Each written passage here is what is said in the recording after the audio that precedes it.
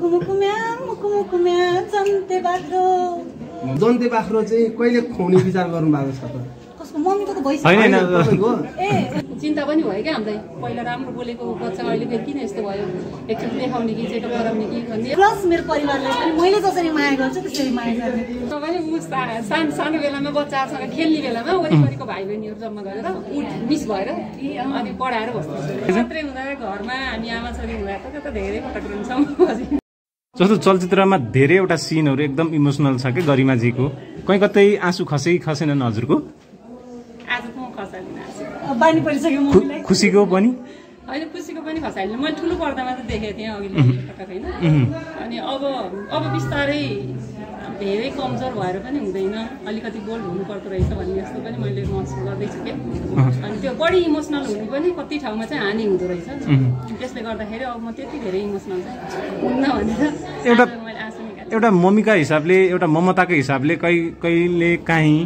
छोरीको पीर चिन्ताले त्यस्तो अथवा आँसु खसाल्छ कि खसाल्दैन तपाईँलाई? त्यस्तो हुन्छ कि हुँदैन? कहिले काहीँ रुनु भएको छ या छैन के छ? घरमा हामी आमा छोरी हुँदा त धेरै पटक रुन्छौँ गरिमाजी चाहिँ मम्मी हामी त भने एकदम इमोसनली एकदम विक छौँ दुवै आमा छोरी दुईजनाले मिलेर एउटा सानो कुरा निकाल्यो भने त्यसैमा बसेर हामी रुन्छौँ त्यसलाई लिन्छौँ खुसी हुँदा पनि आँसुमा व्यक्त गर्छौँ हामीले दुःख परेको बेला पनि दुःख पनि आँसुबाटै बोक्छौँ त्यो त धेरै पटक जस्तो गरिमाजी चाहिँ घरमा मम्मीसँग बढी डराउने कि बुवासँग? अलि बुवासँगै होला बाबासँग अलि मम्मीसँग जतिको कम्फोर्टेबल भयो यो उमेरमा आउँदाखेरि त्यति बाबासँग छैन प्लस बाबासँग चाहिँ अलिकति अब डर चाहिँ लाग्छ मलाई सानैदेखि त्यस्तो डराउनु पर्ने माहौल पनि छैन फेरि बाबा त्यति धेरै बोल्नु हुँदैन अनि त्यसपछि चाहिँ बाबाले सायद त्यो कुरा चित्त बुझ्दैन कि भन्ने एउटा डर परिवारमा कोही न कोहीको त चाहियो नि त मैले गलत गर्नु हुँदैन अथवा केही गरेँ भने मेरो बुवा मम्मीलाई चित्त दुख्छ भन्ने त्यो डर चाहिँ छ तर त्यस्तो डराउनै पर्ने वातावरण चाहिँ छैन। अब मम्मी यही भएको बेलामा चाहिँ अब जन्ते बाख्रो चाहिँ कहिले खुवाउने विचार गर्नु भएको छ त? मम्मीको त भइसक्यो एउटा मम्मीलाई चाहना पनि त हुन्छ नि आफ्नो छोराछोरीको विवाह उमेरमै होस् भन्ने चाहना होइन?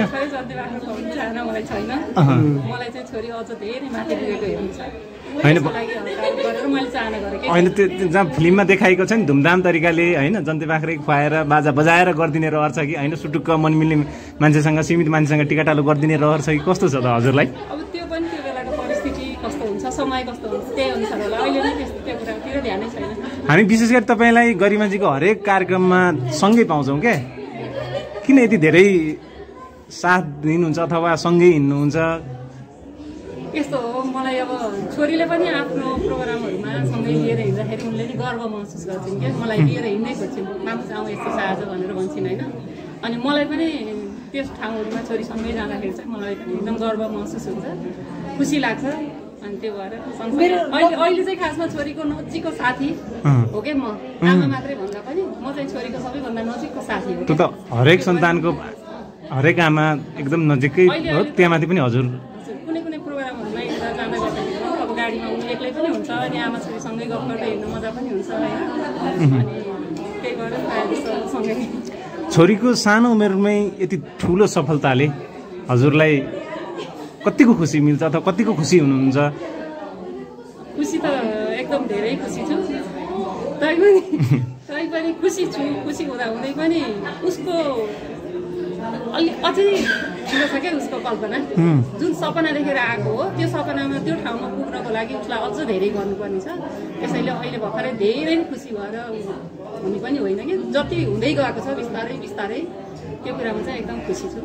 आउने दिनमा हुन त अहिले उमेर भएको छैन अथवा अहिले त्यसो छैन भन्नुभयो आउने दिनमा गरिमाजीलाई कस्तो जुवाई होइन कस्तो मान्छे आफ्नो छोरीलाई एउटा साथीलाई भइदिए परिदिए हुन्थ्यो जस्तो लाग्छ? कस्तो खोज्नु भएको छ अथवा तपाईँको रोजाइ कस्तो रहन्छ? छोरीलाई मन गर्ने हुनु पर्यो एउटा छोरीको पेसालाई सम्मान गर्ने छोरीलाई मन पर्न पर्यो माया गर्ने हुनु पर्यो र उसलाई छोरीलाई मात्रै माया नगरेर छोरीको पेसालाई सम्मान गर्ने। गरिमाजी आफैलाई चाहिँ मम्मीलाई कस्तो ज्वाइँ आइदिए हुन्थ्यो अथवा भावी दिनमा यस्तो भइदिए हुन्थ्यो भन्ने त्यस्तो कस्तो हुनुपर्छ? मम्मीले भने जस्तै मलाई माया गर्ने मेरो पेसालाई माया गर्ने मेरो काममा सपोर्ट गर्ने साथ दिने प्लस मेरो परिवारलाई पनि मैले जसरी माया गर्छु त्यसरी माया गर्ने। चलचित्रको हरि जस्तो कि कमल जस्तो? त्यो त्यो त अब भन्यो भने भुलिहाल्छ कुरा होइन त्यो त फिल्म हेरेपछि दर्शकहरूले आफै छुट्याउनुहुन्छ गरिमाले यस्तो भयो भने ठिक हुन्छ भनेर जस्तो आज गरिमाजीलाई प्रोग्राममा ढिलो देख्दाखेरि सबैजनाले आज पनि जाममा पर्नु भएछ क्या हो भनेर अनुमान लाउँदै हुनुहुन्थ्यो आज म नआउने सिचुएसनमा पनि पुगेको थिएँ अन्तिम मोमेन्टमा मलाई एकदम धेरै समस्या आइपऱ्यो प्लस हामी लास्ट मोमेन्टमा एकदम ल अरू केही नभए पनि इन्टरभ्यूसम्म चाहिँ पुग्नुपर्छ भन्ने भएर चाहिँ अनि आएको अब यस्तै आफ्नो पर्सनल समस्याहरू धेरै थियो मैले सुनेको चाहिँ गरिमाजीसँगै मम्मी पनि एकदम राम्रो गुनगुनाउनुहुन्छ अरे राम्रो पढाउने शिक्षिका सँगसँगै राम्रो गायिका पनि हुनुहुन्थ्यो अरे सुनेको है मैले कहीँ कतै म सम्म त गलत पनि हुन सक्छु तपाईँकै फिल्मको एउटा कुनै तपाईँले गाउनु मम्मीले पनि अलिकति साथ दिएर अलिकति गरौँ न होइन होइन सम्म त यो गीत यो फिल्मको एउटा कुनै गीत गुनगुनाउनु न गरिमाजीले त्यसमै साथ दिनुहुन्छ मम्मीले हजुरले गाउनुहुन्छ त्यसमै मम्मीले स्वर थप्नुहुन्छ नि त हामी पनि थपाउँला केही भएन ल गरिमाजीले गाउनुहुन्छ हजुरले सुन्नु हामी पनि सुनौ हामी पनि स्वरमा स्वर थपाउँला केही भएन सबै राम्रा छन् तपाईँका यो चलचित्र गीत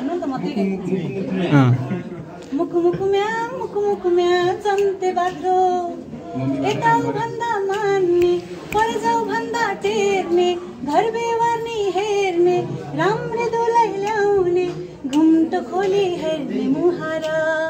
मुकुमुकुम्या चन्ते बाख्रो ए मुकुमुकुम्या चन्ते बाख्रो हजुर थ्याङ्क यू कहिलेकै गायिका बन्ने रहर पनि जाग्यो कि जागेन हजुरलाई हजुरलाई चाहिँ छ पहिला थियो मलाई हिरोइन बनाउनु भन्दा गायिका बनाउनु रहर थियो मलाई अझै पनि सानैदेखि गाउँथेँ अझै पनि त उमेर गएको छैन अझै पनि त अवसर त छ राम्रोसँग दिन सक्ने ठाउँमा छु मन लागेछ भने अफकोर्स गाउने छु अहिले भर्खरै धेरैतिर खुट्टा हाल्नु थाल्यो भनेदेखि एउटा पनि काम सफल हुँदैन एउटैमा लाग्नुपर्छ अब पछि बिस्तारै आफू यहाँ सेटअप भइसकेपछि तपाईँ आफैलाई चाहिँ गरिमाजीलाई छोरी भनेर भन्दा पनि एउटा कलाकार भएर हेर्दाखेरि यो पछि चाहिँ एकदम राम्रो छ भन्ने के पाउनुहुन्छ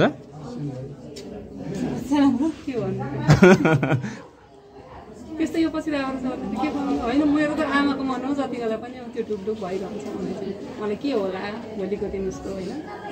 त्यो सन्तानहरूको चाहिँ सधैँ सानै जस्तो लाग्छ उसले गरेको कुरा भयो पनि त्यो देखिँदैन क्या अनि यो पेसा पनि त यो त्यही किसिमको त्यस्तै किसिमको छ नि त भोलि के होला भन्ने नै भोलि छोरीको अहिलेसम्मको प्रगति हेर्दाखेरि कतिको सेटिस्फाई हुन्छ यसमा त एकदमै सेटिस्फाई छु एकदम खुसी छु यति छोटो समयमा यति राम्रो प्रगति गर्नुभएको छ सोच्नुभएको थियो यति छिटो यस्तो प्रगति हुनु सोचेको पनि उसको जुन चाहना थियो नि जुन किसिमको भित्रदेखिबाट आएको ऊर्जा थियो नि त्यो बच्चै बेलादेखिबाट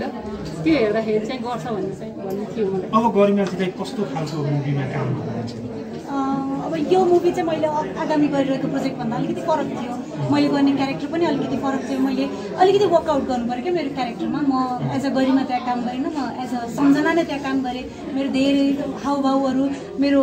रुँदाखेरिको हुन्छ नि त्यो के भन्छ अदा होइन अथवा बोल्दाखेरिको त्यो लवज त्यो कुराहरूमा मैले यो फिल्ममा एकदम धेरै वर्कआउट गरेको छु सो मलाई चाहिँ अब अलिकति यस्तै खालको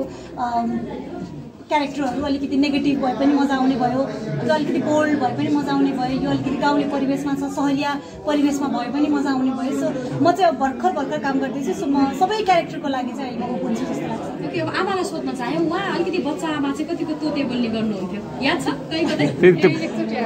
तोते होइन त्यो बोलीकै कारणले कहीँ कतै त्यस्तो भएको त्यो सुरुमा त राम्रो बोलेको थियो अनि पछि 2-2.5 वर्षको भएपछि चाहिँ उसमा त्यो भकाउने ऊ चाहिँ आएको थियो क्या बिचमा होइन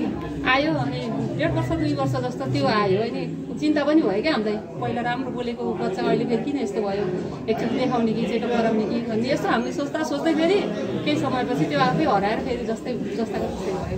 त्यो भएको हो त्यो चाहिँ यो चाहिँ एक्सक्लुसिभ भयो अहिलेसम्म यो चाहिँ एक किसिमको डर थियो होइन त्यो हामीलाई एकदम डर थियो मैले यहीँ काठमाडौँ नै ल्याएर चेकअप गराउनु पऱ्यो भनेर एकचोटि कुरा पनि भयो अनि के मिलेन खै त्यतिखेर गराउन सकिनँ मैले अनि त्यो गराउनु भन्दा फेरि बिस्तारै आफै ठिक हुँदै गयो ठिक भयो स्पष्ट बोल्छु अहिले स्पष्ट याद छ स्कुल लाइफमा अलिअलि याद छ स्कुल लाइफमा मेरो म त्यो सानै थिएँ म, तर मलाई कता कता याद छ। अनि गाली गर्छु मैले है त्यो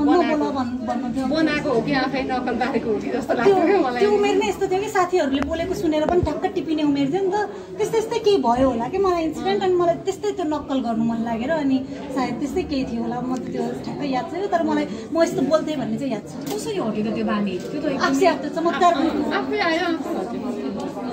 अब आमालाई लिएर आज चलचित्र हेर्नको लागि आउनु भएको छ तपाईँ आफै, तपाईँकै चलचित्र यस्तो राम्रो सुकुको आउनु भएको छ अरू फ्यामिलीको चाहिँ? अब बुवा त चितवन हुनुहुन्छ, मेरो बुवा पढाउनुहुन्छ अझै पनि। अनि बुवाको अब जागिर चलिरहेको छ, त्यही भएर बुवालाई म यहाँ लिएर आउनु पाइनँ। तर बुवा अब उहीँ चितवनमै हेर्नुहुन्छ। प्लस मेरो भाइ छ घरमा, तर भाइले चाहिँ घरमा पुरेर बस्छु भनेको छ। अब एकचोटि फेरि सबैजना परिवार भएर हामी हेर्न चाहिँ हलमै गरेको छु। बुवा सायद हेर्ने रहर चाहिँ छ होइन, त्यो सपना अझै छ? मैले हेरेको छु, फिल्महरू बाबासँग बसेर हेरेको छु। तर आफ्नै चलचित्र देखाउन चाहिँ अलिकति यो आफ्नै चलचित्र पनि हेरेको छु बुवासँग बसेर। हजुर जस्तो बुवा पनि मास्टर होइन, मम्मी मास्टर नि, आफूलाई चाहिँ कहिले काहीँ त्यस्तो टिचर मास्टरी नै बन्नु भन्ने सोच आएन, अथवा हजुरलाई मास्टरी बनाउन पाए भन्ने लाग्यो या लागेन? मलाई मास्टरी बनाउन चाह्यो भन्ने खासै लागेन। त्यसमा पनि ऊ सानो बेलामा बच्चाहरूसँग खेल्ने बेलामा वरिपरिको भाइ बहिनीहरू जम्मा गरेर मिस भएर अनि पढाएर बस्थ्यो। अनि उसको खेल्ने टाइम चाहिँ त्यो हुन्थ्यो क्या, भाइ बहिनीहरू जम्मा गर्ने। अनि हाम्रो घरमा चाहिँ ट्युसन पनि चल्थ्यो होइन, बाबाले पढाउनुहुन्थ्यो, मार्कर हुन्थ्यो, बोर्ड हुन्थ्यो, त्यो चाहिँ हुन्थ्यो सबै। अनि उसले रुममा साथीहरू त्यो भाइ बहिनीहरू ऊभन्दा सानो सानो भाइ बहिनीहरू हुन्थ्यो, मिस गरेर पढाउँथ्यो। ओके, अब अन्तिममा म एउटा मात्रै प्रश्न सोध्छु, सायद साथीहरू पनि सोधिसक्नु भएको छ होला। अब गरिमाजीको लाइफमा चाहिँ कस्तो खालको ज्वाइँको यो त भनिसक्नु भयो। थोरै अन्तिममा राम्रो मम्मीलाई होइन उहाँलाई नै बोल्नु दिनुहोस्। मैले अघि नै भइसकेँ। हजुर, फेरि पनि एकचोटि रिपिट गरिदिनुहोस् न। के यो छोरीलाई माया गर्ने, छोरीलाई जतिको माया गर्छ त्यतिकै छोरीको पेसालाई माया गर्छ, पेसालाई सम्मान गर्ने। Thank you. कस्तो लाग्छ प्रतिक्रिया दिनु होला है फिल्म? राम्रो, एकदम गजब समय र कुराकानीको लागि धेरै धेरै धन्यवाद यहाँहरू दुवैजनालाई।